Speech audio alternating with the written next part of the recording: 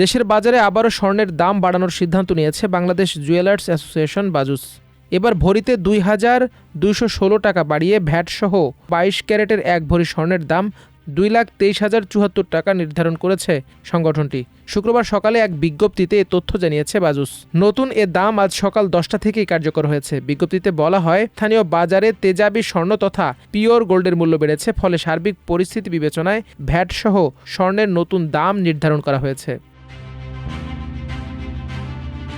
নতুন দাম অনুযায়ী দেশের বাজারে ভ্যাটসহ প্রতি ভরি ২২ ক্যারেটের স্বর্ণের দাম পড়বে ২,২৩,০৭৪ টাকা। এছাড়া ২১ ক্যারেটের প্রতি ভরি ২,১৩,০৪৩ টাকা, ১৮ ক্যারেটের প্রতি ভরি ১,৮২,৯৫০ টাকা এবং সনাতন পদ্ধতির প্রতি ভরি স্বর্ণের দাম ১,৪৯,৪৭৪ টাকা নির্ধারণ করা হয়েছে।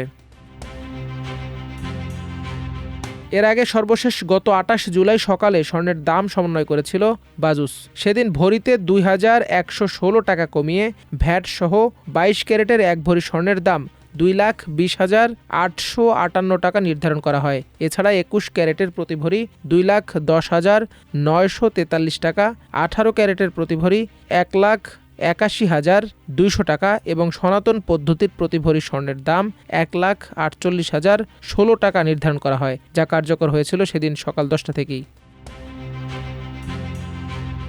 এ নিয়ে চলতি বছর এখন পর্যন্ত দেশের বাজারে ৯৮ বার সমন্বয় করা হয়েছে স্বর্ণের দাম, যেখানে দাম ৪৭ দফা বাড়ানো হয়েছে, কমানো হয়েছে ৪৯ দফা এবং ১ দফা ভ্যাট সমন্বয় করা হয়েছে।